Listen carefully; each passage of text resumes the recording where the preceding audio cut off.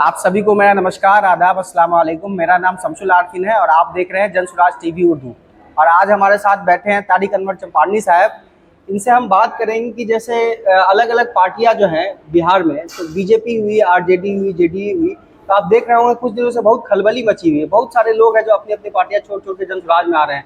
खासतौर से अगर आरजेडी की बात करें तो बहुत सारे मुसलमान जो है आरजेडी छोड़ के जनसुराज में आ रहे हैं। मुसलमान की बात छोड़िए, यादव भी आरजेडी पार्टी छोड़ छोड़ के जनसुराज में आ रहे हैं। तो इसका क्या कारण है? जनसुराज ऐसा क्या दे रहा है जो सब अपनी पार्टियां छोड़ के जनसुराज में आ रहे हैं? देखिए, शुरुआत के दिनों में जब जनसुराज की पदयात्रा शुरू हुई थी पश्चिमी चंपारण से, तो लोगों में ये विश्वास नहीं था कि ये यात्रा इतनी लंबी चलेगी। लेकिन 2 सालों के बाद लोगों में एक विश्वास जगा है। पहला कारण ये है। दूसरा कारण ये है कि प्रशांत किशोर जिन बातों को लोगों के सामने रख रहे हैं, लोगों को अब ये धीरे धीरे बातें समझ में आने लगी है कि बिहार में रोजगार नहीं है, बिहार में पलायन है, बिहार में स्वास्थ्य की सुविधाएं बेहतर नहीं है, बिहार में शिक्षा की जो पूरी स्थिति है, पूरी व्यवस्था चरमरा सी गई है। तो लोगों के मन में यह बातें बैठने लगी है। लोग अब समझने लगे, उसका क्रिटिकल एनालिसिस लोग करने लगे हैं कि प्रशांत किशोर जो बात कह रहे हैं उसमें सच्चाई है। और यह सच्चाई सिर्फ मुसलमानों के लिए नहीं है, ये सच्चाई सिर्फ दलितों के लिए नहीं है, यह सच्चाई ओबीसी के लिए भी है, अपर कास्ट के लिए भी है। यानी संपूर्ण रूप से, समग्र रूप से अगर कहें तो ये पूरे बिहार की सच्चाई है जिसको प्रशांत किशोर लोगों के सामने रख रहे हैं। तो लोगों को बातें ये समझ में आने लगी है, इसलिए वो अक्रॉस द कास्ट लाइन, यानी किसी भी जाति से, धर्म से हो, वह बिहारी को, खुद को बिहारी मान रहे हैं, बिहारी समझ रहे हैं। और इस तरीके से चीज़ों को समझ रहे हैं कि भाई बिहार को विकास की ज़रूरत है, बिहार को आगे ले जाने की ज़रूरत है। और यह काम जो कन्वेंशनल पॉलिटिकल पार्टी रही है, जो पुरानी राजनीतिक दल है, जिनको लोगों ने देख लिया है, वो बीजेपी हो या आरजेडी हो या जेडीयू हो, इन लोगों को लोगों ने देख लिया, इन पार्टियों को लोगों ने देख लिया, तो उनके ऊपर अब विश्वास नहीं रहा। तो जो लोग थोड़ा भी बिहार की बेहतरी चाहते हैं, उनको जनसुराज के जो विचार है, प्रशांत किशोर की जो बातें हैं, उसमें एक विश्वास नजर आ रहा है, इसीलिए जनसुराज की तरफ लोग आ रहे हैं। जैसा आप बोल रहे हैं कि बिहार के लोग जनसुराज और प्रशांत किशोर पर विश्वास कर रहे हैं, तो कुछ दिनों पहले आपने ये भी सुना होगा कि हर चैनल पे ही ये चल रहा था कि जनसुराज या प्रशांत किशोर बीजेपी की बी टीम है। लेकिन अब ये नैरेटिव बहुत ज्यादा चल नहीं रहा है। तो ये कितना फेल, कितना सक्सेसफुल मानते हैं आप? जो ये क्लेम किया गया था अलग अलग पार्टियों द्वारा, आरजेडी, बीजेपी सब इसमें मिले हुए थे, तो कितना आप इसको सक्सेसफुल? जो पॉलिटिक्स करते हैं, जो लोग पॉलिटिक्स करते हैं, वो छोटे स्तर पे करे या बड़े स्तर पर करे, वही लोग इस वाले नैरेटिव को चला रहे थे कि प्रशांत किशोर जो है ना, भारतीय जनता पार्टी यानी बीजेपी की बी टीम है। लेकिन जो आम जनता है, जो आवाम है, जो ग्राउंड पे रहते हैं, जो गांव में रहते हैं, समाज में रहते हैं, जो दूरस्थ बिहार में रहते हैं, उनको इस बात की समझ है कि भाई वो कितनी परेशानी में रहते हैं।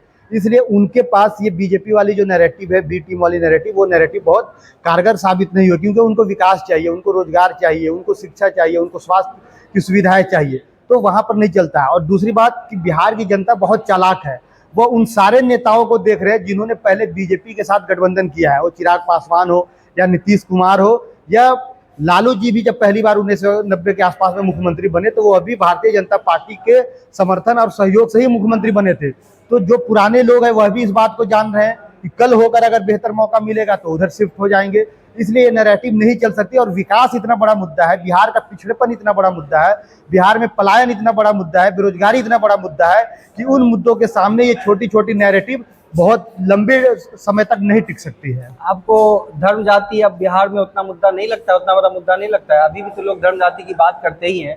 धर्म जाति की बात नेता लोग करते हैं। मैं क्या बोला कि जो भी पॉलिटिक्स करते हैं वो किसी भी लेवल पर करे, वो पंचायत लेवल पर करे या राज्य के स्तर पर करे, जो लोग पॉलिटिक्स करते हैं वो एक तरीके से अपने लोगों को जोड़ने के लिए, मतदाताओं को अपने साथ जोड़ने के लिए एक इमोशनल कार्ड खेलते हैं, जिसमें जाति भी है और धर्म भी है। लेकिन बिहार की जनता लगभग 30-35 सालों से इन धर्म और जातियों के जकड़न से त्रस्त है। इसलिए अब चाह रहे हैं कि नहीं, वहां से निकलकर हम बिहार के रोजगार, स्वास्थ्य और विकास पर चर्चा करें, पलायन कैसे रुके इस पर चर्चा करें। इसलिए यह मुद्दा अब बहुत ज्यादा इफेक्टिव, असरदार बिहार में होने वाला नहीं है। कितनी उम्मीद है आपको कि 2025 के बाद अगर जनसुराज जीत के आती है तो ये बिहार की बेहतरी के लिए काम करेगी और बिहार का फ्यूचर अच्छा होगा?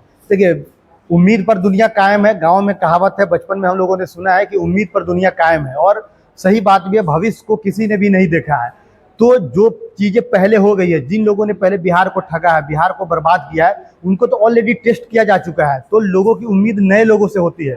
तो जन स्वराज और प्रशांत किशोर के नेतृत्व में जो ये जन स्वराज का पूरा कंसेप्ट है, जो पूरी आइडिया है, लोगों को इससे उम्मीद है और मैं भी बहुत पॉजिटिव हूँ, इस उम्मीद के साथ जुड़ा हूँ कि बिहार की बेहतरी होगी और जो आइडिया है जन स्वराज का उसमें भलाई है, बिहार के लोगों की भलाई छुपी हुई है।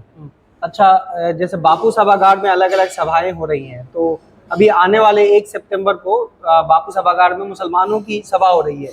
इसी तरह का सभा कुछ दिन पहले मतलब बापू सभागार में नहीं लेकिन मुसलमानों की सभा की थी तेजस्वी यादव ने भी।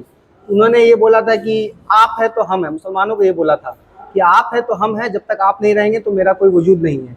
तो प्रशांत जी भी अभी बापू सभागार में मुसलमानों की सभा कर रहे हैं, तो ऐसा क्या अलग बोले कि मुसलमान जो नहीं जुड़े हैं वो भी इनके साथ जुड़ेंगे?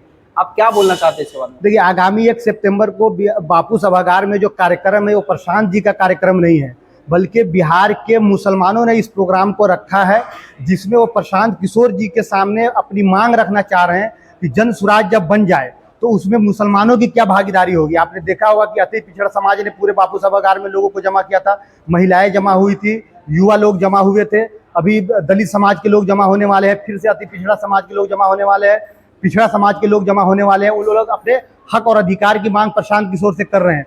तो हम मुसलमान जो जन स्वराज की यात्रा के साथ लगातार जुड़े हुए हैं, इन लोगों ने भी तय किया है कि हम भी बापू सभागार में बिहार के प्रबुद्ध मुसलमानों को बुलाएं, शिक्षित मुसलमानों को बुलाएं और उनके सामने प्रशांत जी को बुलाकर हम भी अपने हक और अधिकार की मांग करें। इसीलिए 1 सितंबर को बापू सभागार में मुसलमानों की ये जनसभा बुलाई गई है। कितनी उम्मीद है आपको कि बापू सभागार भरा जा सकता है मुसलमानों से, पूरे बिहार के मुसलमानों से? ये तो बहुत, मुसलमान जिस तरीके से त्रस्त है और ग्राउंड पे जिस तरह से हम लोग जा रहे हैं, हमारे टीम के लोग जो काम कर रहे हैं, लोगों से मिल रहे हैं, दावतनामा पेश कर रहे हैं, उससे अंदाजा यह है कि 15,000 से कम की भीड़ बापू सभागार में मुसलमानों की नहीं होगी। मुसलमान अब सही से भरोसा कर पा रहे हैं प्रशांत किशोर पे? अलग अलग डाउट था उनका, जीतने के बाद हो सके कुछ और कर दें, जीतने से पहले हो सके कि टिकट ना दें। आप जमीन पे भी काम कर रहे हैं बहुत दिनों से। राजनीति में ये सब चीजें चलती रहती हैं। जब कोई भी राजनीति में नया प्लेयर आता है तो जो पुराने प्लेयर होते हैं, जो पुराने खिलाड़ी होते हैं, वो अक्सर नए वालों के खिलाफ में तरह तरह का प्रोपेगेंडा करते हैं, तरह तरह की अफवाहें फैलाते हैं, फर्जी बातें, मनगढ़ंत बातें उनके लिए करते हैं। तो जनता जो होती है, चूंकि पुराने वाले लोगों से कनेक्टेड होती है, तो थोड़ा सा असर करता है। लेकिन जैसे जैसे जन स्वराज की पदयात्रा हम लोग आगे लेकर बढ़ रहे हैं, जिस तरीके से हम लोग बने हुए हैं बिहार में, लोगों के मन में ये बात बैठ चुका है कि भाई जन स्वराज लंबे टाइम के लिए बिहार में इंटरवेंशन करने जा रही है। इसलिए लोगों का विश्वास, खासतौर से मुसलमानों का विश्वास भी जन स्वराज के प्रति बढ़ रहा है। 1 सितंबर को जो प्रोग्राम होने वाला है, तो आप क्या मैसेज देना चाहते हैं मुसलमान नौजवानों को, कैसे इनवाइट करना चाहते हैं?